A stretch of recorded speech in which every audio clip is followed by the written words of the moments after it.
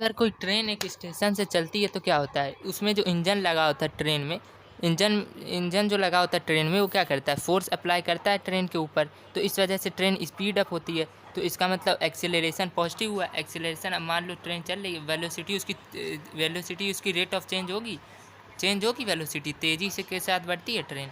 तो ये क्या हो गया, पॉजिटिव एक्सीलरेशन।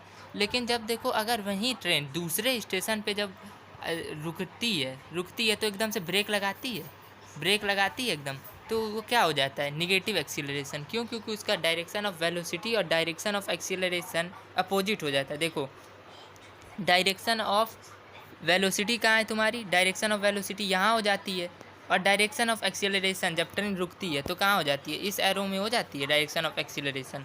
तो क्या हो गया, ट्रेन रिटार्डेशन पे चला जाता है, मतलब ये निगेटिव एक्सीलरेशन हो जाता है। फिर दूसरा एग्जांपल देखो, जब कोई रॉकेट उड़ती है, ज़मीन से जब कोई रॉकेट उड़ती है तो क्या करती है, वो पॉजिटिव एक्सीलरेशन में होती है, उसकी वेलोसिटी में बहुत तेज़ी के साथ बढ़ती है। इस तरीके से देखो, इस तरीके से बढ़ती है रॉकेट इस तरीके से बढ़ती है ना। तो देखो, ये देखो, इसका डायरेक्शन ऑफ मोशन और direction of acceleration same direction में है।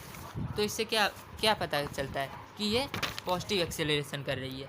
फिर अगला एग्जांपल देखो, जब कोई पैराशूटर ऊपर से नीचे आता है, ज़मीन पे आता है, तो क्या होता है, वो नीचे आता है तो इसकी स्पीड डिक्रीज हो जाती है। स्पीड डिक्रीज मतलब वेलोसिटी डिक्रीज हो गई। तो इसका मतलब डायरेक्शन ऑफ वेलोसिटी तो तेज़ी के साथ आ रही है, डायरेक्शन ऑफ वेलोसिटी फिर तेज आ रही है, फिर भी डायरेक्शन ऑफ एक्सीलरेशन क्या हो जाएगा, इस तरफ हो जाएगा डायरेक्शन ऑफ एक्सीलरेशन। तो क्या हुआ, डायरेक्शन ऑफ वेलोसिटी इस तरफ है, डायरेक्शन ऑफ एक्सीलरेशन इस तरफ है। तो ये क्या हो गया, निगेटिव एक्सीलरेशन हो गया, मतलब रिटार्डेशन हो गया। निगेटिव एक्सीलरेशन को रिटार्डेशन भी बोलते हैं। अगला है तुम्हारा topic, acceleration is a vector quantity. देखो, एक्सीलरेशन के पास दोनों मैग्नीट्यूड और डायरेक्शन दोनों होती है, तो इस वजह से क्या हो जाती है, एक्सेलरेशन वेक्टर क्वांटिटी। देखो, मैग्नीट्यूड भी होती है और डायरेक्शन भी, किस डायरेक्शन में, नॉर्थ साउथ ईस्ट किस डायरेक्शन, ये भी पता करना होता है तुम्हें। तो इस वजह से मैग्नीट्यूड और डायरेक्शन दोनों होने की वजह से एक्सीलरेशन क्या होती है, वेक्टर क्वांटिटी। अब देखो, यूनिफॉर्म एक्सीलरेशन क्या होता है। If an object travels in a straight line and its velocity changes, चाहे वो इंक्रीज हो या डिक्रीज हो, by equal amounts in equal intervals of time, then the acceleration of the object is said to be uniform acceleration. अब मान लो कोई object straight line में चल रही है, इस तरीके से स्ट्रेट लाइन में चल रही है, और उसकी वेलोसिटी चेंज हुई। अब मान लो, जैसे वही एग्जांपल, वेलोसिटी एकदम चेंज हुई एकदम से, by equal amounts in equal intervals of time. By equal amounts in equal intervals of time मतलब 9 बजे यहाँ पे थी, 10 बजे यहाँ पे है, 10 बजे यहाँ पे है, 11 बजे यहाँ पे है।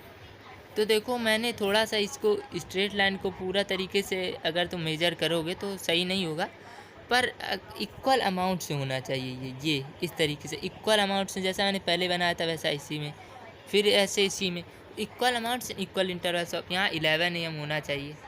तो ये क्या हो जाएगा तुम्हारा, यूनिफॉर्म एक्सीलरेशन, मतलब वो चीज़ आगे बढ़े इक्वल अमाउंट में और इक्वल इंटरवल ऑफ टाइम में। Motion of an object with uniform acceleration is known as uniformly accelerated motion. Motion of an object, देखो मोशन ये क्या बता रहा है, मोशन ऑफ एन ऑब्जेक्ट, गति कर रही, कोई चीज़ गति कर रही, motion of an object with uniform acceleration, चल रही है, तो क्या हो जाएगी, यूनिफॉर्म एक्सीलरेशन इस तरीके से चल रही है,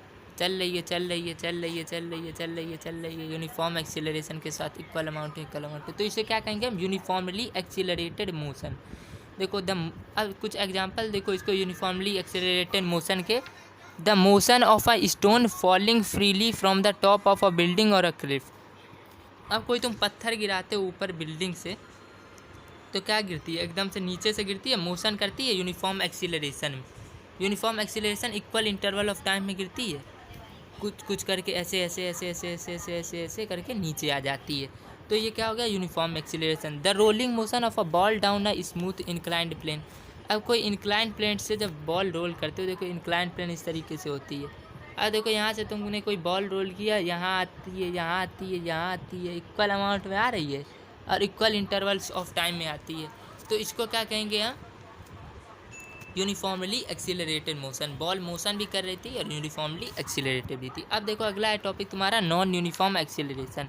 if the velocity of an object changes, भले ही वो इंक्रीज हो या डिक्रीज हो, by equal amounts in equal intervals of time, then the acceleration of the object is said to be non uniform acceleration, या इसको तुम वेरिएबल एक्सीलरेशन भी बोल सकते हो।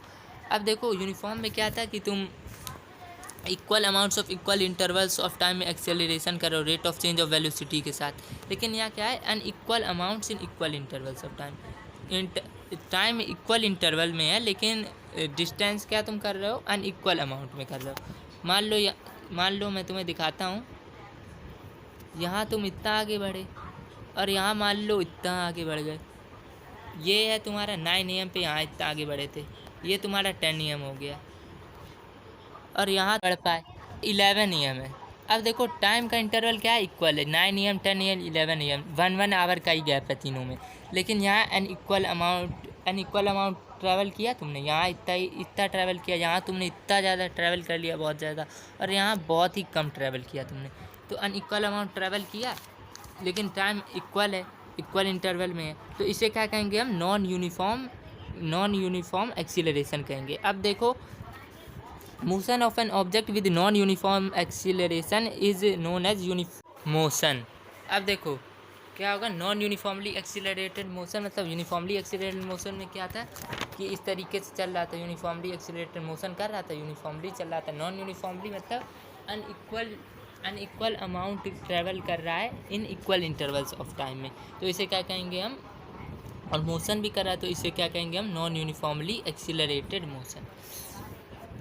अब आगे देखो तुम्हारा टॉपिक दिया हुआ है डिस्टेंस टाइम ग्राफ्स। अब डिस्टेंस टाइम ग्राफ्स क्या होता है, अब देखो distance time graphs for an object at rest.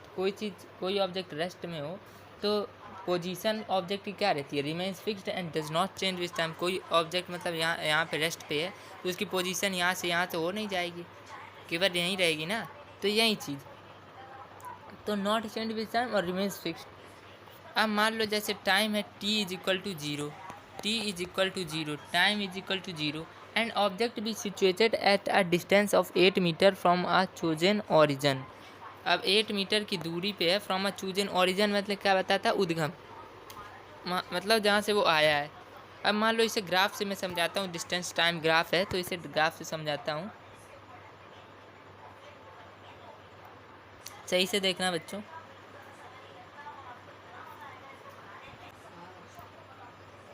अब देखो ये तुम्हारा distance time graph for an object at rest पे है। अब देखो मैंने क्या बताया था, 8 मीटर से उसने अपना ओरिजिन शुरू किया, 8 मीटर, देखो ये है तुम्हारा 8 मीटर, ये यहाँ ये चीज़, ये है तुम्हारा 8 मीटर, यहाँ से इसका ओरिजिन है, ओरिजिन से यहाँ 8 मीटर तक गया। ओरिजिन क्या है, ये है, सॉरी ओरिजिन ये है इसका 0 मीटर और 8 मीटर तक गया यहाँ तक। तो क्या होगा, अब देखो द डिस्टेंस, अब देखो for an object at rest the distance time graph is a straight line A B parallel to the time axis. Time axis से क्या रहेगा, ये पैरेलल रहेगा क्योंकि ये चल तो रहा नहीं है, देखो 8 मीटर पे आया बस रुक गया, चल तो रहा नहीं है, तो ये क्या है तुम्हारा, ये है तुम्हारा टाइम एक्सिस, ये देखना ये एक्स, और ये वाई है तुम्हारा डिस्टेंस एक्सिस। मैंने लिख भी दिया है इस तरफ डिस्टेंस, इस तरफ टाइम।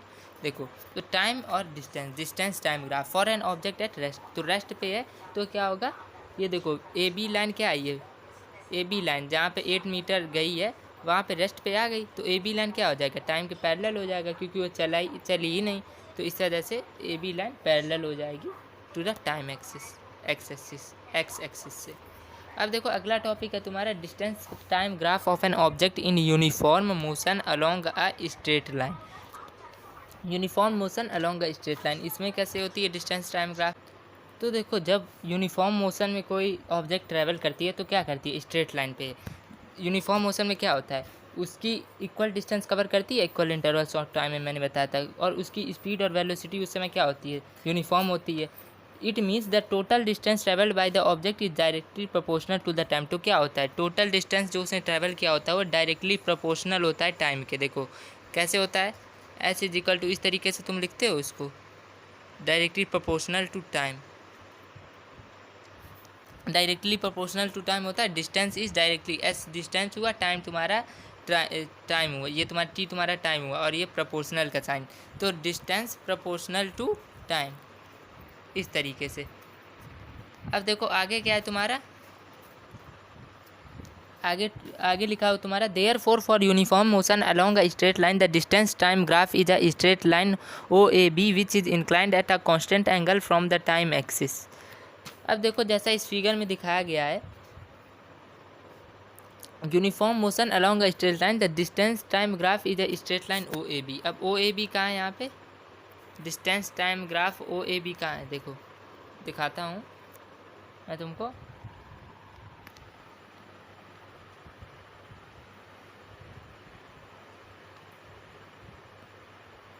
ओ ए बी देखो ये है ओ A B, O A B ये दिख रहा है, ये ओ A B, O A B ये है तुम्हारा इस डिस्टेंस टाइम ग्राफ। ये देखो तुम्हारा डिस्टेंस का ग्राफ है, ये तुम्हारा नीचे टाइम का ग्राफ है। तो ये डिस्टेंस टाइम ग्राफ है तुम्हारा ओ ए बी, इसका uniform motion along a straight line. देखो स्ट्रेट लाइन में चली जा रही है इस तरीके से, स्ट्रेट लाइन। अब तुम देखो स्ट्रेट लाइन बिल्कुल सीधी लाइन है, इस तरीके से बिल्कुल सीधी लाइन। तो ये क्या है तुम्हारा ओ ए बी, तुम्हारा uniform motion along a straight line है। तो यही चीज़। अब आगे देखो तुम्हारा बच्चों, अब दूसरा टॉपिक है तुम्हारा determination of the speed of an object. अब तुम किसी ऑब्जेक्ट की स्पीड का कैसे पता लगाओगे, तो देखो we can use the distance time graph for uniform motion to determine the speed of the given object. हम क्या यूज़ करेंगे, डिस्टेंस टाइम ग्राफ का यूज करेंगे फॉर यूनिफॉर्म मोशन। अगर कोई ऑब्जेक्ट यूनिफॉर्म मोशन है, यूनिफॉर्म मोशन मतलब equal distance अगर ऑब्जेक्ट कवर करती है इक्वल इंटरवल्स ऑफ टाइम में, तो मतलब उसका यूनिफॉर्म मोशन का उसका स्पीड पता करने के लिए हम डिस्टेंस टाइम ग्राफ का यूज़ करेंगे। For this purpose we consider any 2 point से A and B on the graph. देखो इस ग्राफ में ए एंड बी बने, ये पॉइंट ए, ये पॉइंट ए, ये पॉइंट बी बना है, A and B on the graph. Let the points A and B correspond to times T1 and T2। अब देखो corresponds to time T1 and T2 and the respective values of distance be S1 and S2। अब देखो T1 और T2 time की है, T1 और T2, और distance की S1 और S2, ये देख रहे हो S1 और S2। तो ये चीज़ है, डिस्टेंस के लिए S1 S2, टाइम के लिए T1 T2। तो देखो अब देखो इस जैसा कि इस फिगर में दिख रहा है, draw a line parallel to X axis from point A. अब मैंने एक्स एक्सिस से बनाया है, देखो ये एक्स एक्सिस है, X axis, draw a line parallel to X axis from point A. ये देखो पॉइंट ए से मैंने एक्स एक्सिस पे ये लाइन बनाई है, ये जो दिख रही है लाइन पैरेलल बनाई है बिल्कुल ये। फिर उसके बाद क्या है, from point B draw a line parallel to Y axis. अब हमने क्या बनाई, draw a line parallel to Y axis. Y axis से ये देखो पैरेलल बनाई है ये लाइन पैरेलल बनाई, ये चीज़। These two lines meet each other at point C so as to form a triangle ABC। अब इन्होंने क्या बना लिया, ये देखो ये यहाँ पे भी गई, B ट्रैवल किया यहाँ से भी वाई एक्सिस से, तो ये क्या बना लिया, इन तीनों ने ट्राइंगल। ये देखो ABC बनाओगे ट्राइंगल इस तरीके से, A B और C ऐसे हैं इस तरीके से ट्राइंगल की शेप में। तो ये चीज़, तो इन्होंने ट्राइंगल फॉर्म किया। On the graph AC denotes the time interval, जिसको हम T2 माइनस T1 भी बोलेंगे, T2 माइनस T1 भी। AC डिनोट्स, AC क्या है, ये देखो ये है AC denotes the time interval कर रहा है डिनोट, ये देखो टाइम इंटरवल के पैरेलल है, ये है तुम्हारा टाइम इंटरवल, ये जो नीचे ये चीज़ ये है तुम्हारा टाइम इंटरवल, तो इसके पैरेलल है। AC denotes the time interval, और वहीं BC क्या डिनोट कर रहा है, BC denotes the corresponding distance. तो टाइम को लिखेंगे T2 minus T1 time interval, और डिस्टेंस को लिखेंगे, डिस्टेंस को S2 माइनस S1। तो ये चीज़ हुई, BC क्या कर रही है, डिस्टेंस को कर रही है S2 माइनस S1। तो इस तरीके से हमने लिख दिया। अब देखो क्या है, as the object moves from point A to B it covers a distance S2 minus S1 in time T2 minus T1।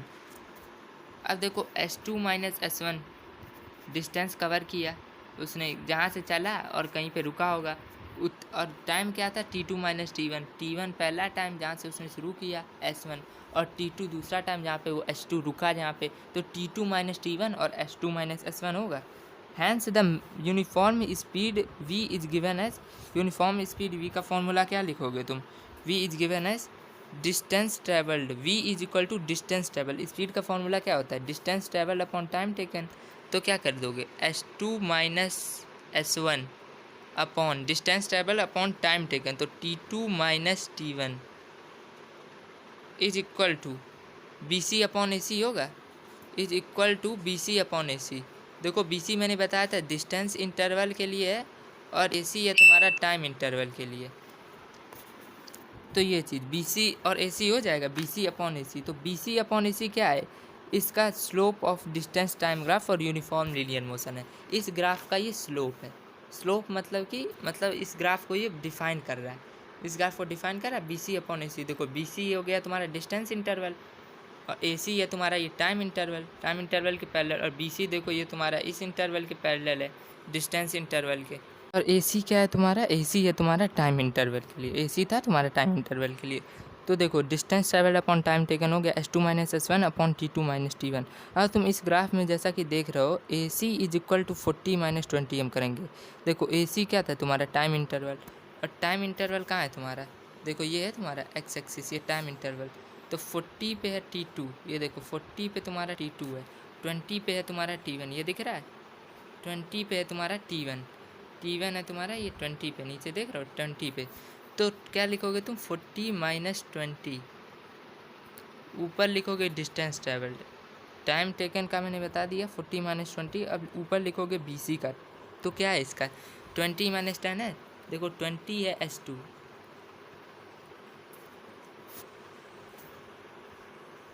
S2 पे अब देखो 20 है, S2 पे 20 है और S1 पे 10 है, S1 पे देखो 10 है।